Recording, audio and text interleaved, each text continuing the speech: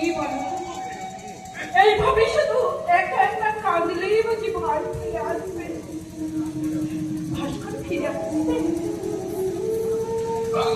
আমাকে অপরাধ বলতে হলো বাবু, সেদিন আমি রাগের বসে একটা চর মেরেছিল, তাই বলে হতবাক একবারে ঘরটা ছেড়ে চলে যাবে? তুমি এইভাবে কাঁদলেই কি তোমার ভাই ফিরে আসবে ভেবেছো? কি করে এলি?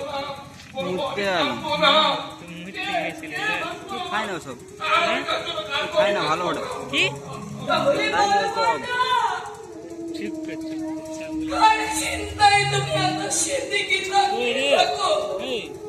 তাকিয়ে তাকিয়ে তোমার চোখে দরদর করে জল ছড়ে পড়ে বলো তোমার রাতের ঘুম কেড়ে নিয়েছে, বলো বলো।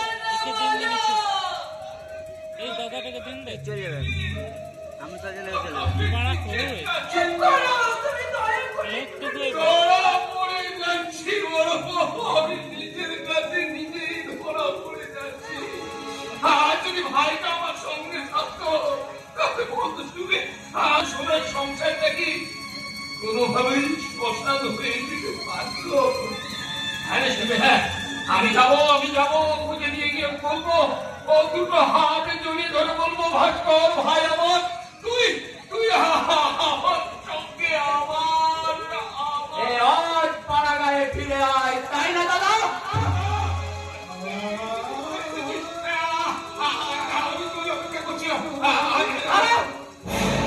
এই হাত দিয়ে আমার এই দামি প্যান্ট শার্টটা তুমি নোংরা করো না। এই অল পাড়া গায়ে কি আছে? আমার নতুন গাড়ি চলার জন্য রাস্তা আছে, আমার চলা এসি ফ্রিজ চালানোর জন্য ইলেকট্রিক আছে, কি আছে অল পাড়া গায়ে? কি করে এক মাসের মধ্যে তুই এত বড় লোক হয়ে গেলি ছোটদা? তাই বড় লোকের ছোট চোখ দিয়ে ওই দাদা বৌদির চেয়েও তার কাছে টিভি এসে ফেসটাই বড় হয়ে দাঁড়ালি ছোটদা, বড় হয়ে দাঁড়ালো। চলে এক করে তোর মুখ আমি ভেঙে দেবো।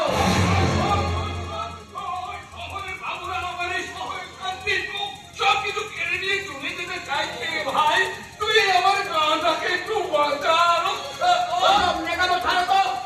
চলে, আমি তোকে নিতে এসেছি, আগে বল তুই যাবি কিনা আমার সঙ্গে? না যাবে না, শিউলি যাবে না, যাবে না মানে? শিউলি যাবে না। আমি ওকে যেতে বাধা দেবো, তার কারণ আমি ওর দাদা, আমি ওর ভক্তা। আপন্ন দাদা, আমি শিউলির মায়ের পেটে আপন দাদা।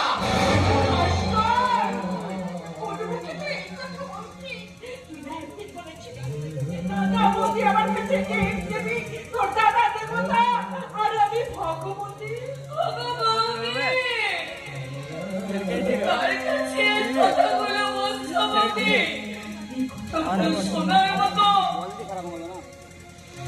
মন কি আছে গো বৌদি? না রে, না, শিউলি কলকাতায় যাবে না। আমার মায়ের পেটের বোনকে আমি কলকাতায় নিয়ে যাবো।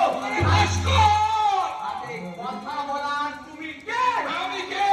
যে শহরে গিয়ে মেয়েদের নগ্নতার অসভ্যতা হয়ে যায় পরিচয়, আদর্শ গ্রাম্য বধূ পেলেল্লাপনার পোশাক পরে সে শহরে শিউলি যাবে না, যাবে না, যাবে না, যেতে ওকে হবে।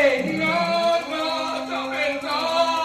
ওরে ভাই, কেন কেন মারতে চাইছিস না? আমি শিউলির ভক্তা, আমি ওকে বলছি ও যাবে না রে ভাই।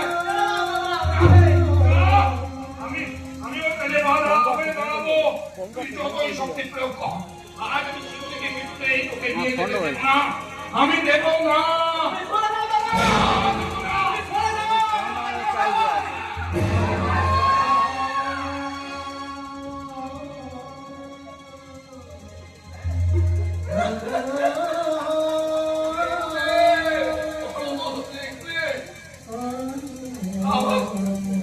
আমার ভাস্কর আমাদের হাত তুললো গো।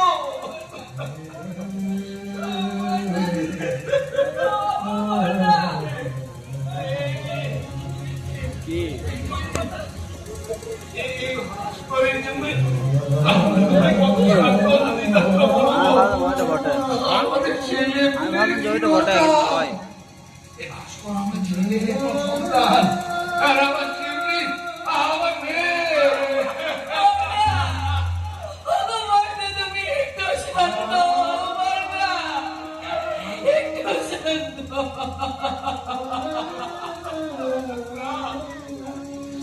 তোকে আমরা সন্তান হয়ে ধরে রাখতে পারবো না রে। হ্যাঁ সরে দিতে হবে এই সংসারের স্বাদ আমার মিটে গেছে। যা আপন দাদার সঙ্গে ওই তোমাকে ছেড়ে আমি যাবো না, তোমাকে ছেড়ে। আমি যাবো না। আমি কোথাও যাবো না। আমি কোথাও যাবো না।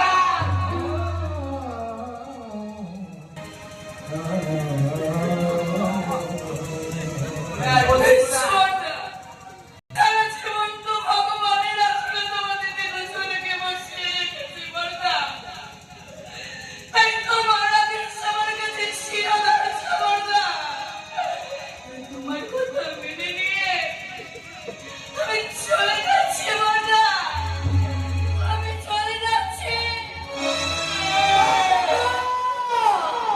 শিউলিটার অস্তিত্বটাকে হারিয়ে হাজার আধুনিক সভ্যতার ওই নোংরা পথে বাবার চলল গো, মর্দা। এই হতভাগিনী শিউলি যদি কোনোদিন কোনো অন্যায় করে থাকে, মর্দা, নিজ মনে মনে করে আপনাকে তুমি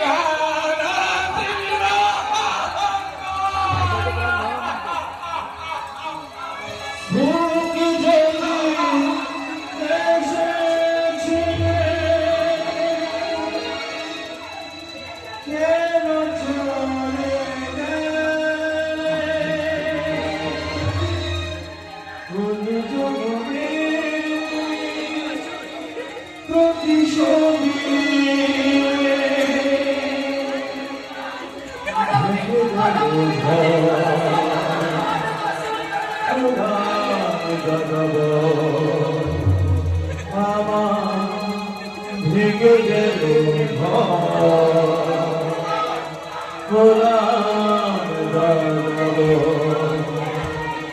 কত আশা ছিল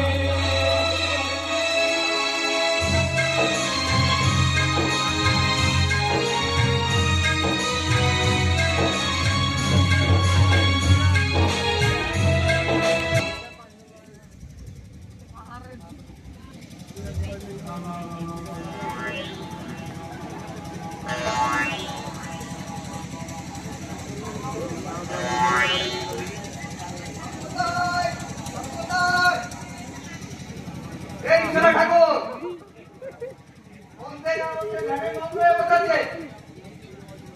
এই ছেলে ঠাকুর পাশে আবার ছিলে না, পড়াশোনা করছি না। সোমনাথ কোথায় গেল? বুঝতে গেল এই জন্যই প্রতি শনিবার কাজে ফাঁকি দিয়ে মোবাইলে বসে থাকে। দাঁড়া, দেখাচ্ছি মজা।